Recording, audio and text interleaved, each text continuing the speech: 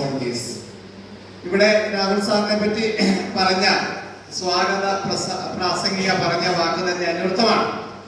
ഏതൊരു പ്രശ്നവും സമാധാനപരമായിട്ട് എങ്ങനെ സോൾവ് ചെയ്യാമെന്ന് അറിയാവുന്ന ഒരു വ്യക്തിത്വമാണ് രാഹുൽ സാർ.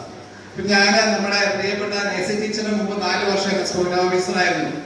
അപ്പം നമുക്കൊക്കെ ഒരു അത്താണി, നമുക്കൊരു കൈത്താങ്, ഒരു ശക്തി കേന്ദ്രമായിരുന്നു രാഹുൽ സാർ എന്ന് വളരെ സ്നേഹപൂർവ്വം സന്തോഷത്തോടെ നിങ്ങളോട് പറഞ്ഞുകൊള്ളട്ടെ.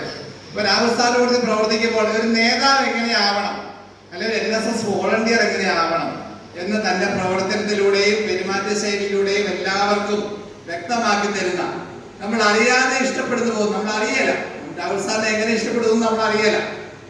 കുറെ കാലം കഴിയുമ്പോൾ നമ്മൾ രാഹുൽ സാറിനെ ഇഷ്ടപ്പെട്ടു പോകും. അതുപോലെയുള്ള വ്യക്തിത്വത്തിനുടമ. ഇത് പറയുമ്പോൾ രാഹുൽ സാറിന്റെ അച്ഛൻ കഴിഞ്ഞ 1-2 മാസത്തിനകം ഈ ലോകത്ത് നിന്ന് വിട്ടുപോയി. അദ്ദേഹം ഒരു അധ്യാപകനായിരുന്നു, കോളേജ് അധ്യാപകനായിരുന്നു. അദ്ദേഹവും സാമൂഹ്യ രംഗങ്ങളിൽ, സാംസ്കാരിക രംഗങ്ങളിലൊക്കെ പ്രവർത്തിച്ച വ്യക്തിയാണ്.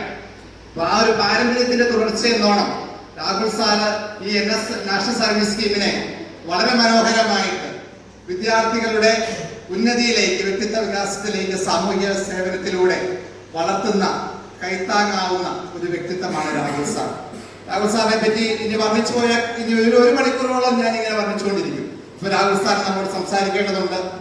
ആ രാഹുൽ സാറിനെ വളരെ സ്നേഹത്തോടുകൂടി നാഷണൽ സർവീസ് സ്കീമിന്റെ നട്ടലായ നമ്മുടെ പ്രിയപ്പെട്ട രാഹുൽ സാറിനെ സ്നേഹത്തോടുകൂടി 2 വാക്ക് സംസാരിക്കുവാൻ, 2 വാക്കല്ല, സാറിന്റെ സന്ദേശം നമുക്ക് നൽകാൻ, സാറിന്റെ ഒരു സംഗീതം കേൾക്കുവാൻ ഒക്കെ സ്വാഗതം ചെയ്തുകൊണ്ട് സാറിനെ വേദിയിലേക്ക് ആനയിക്കുന്നു.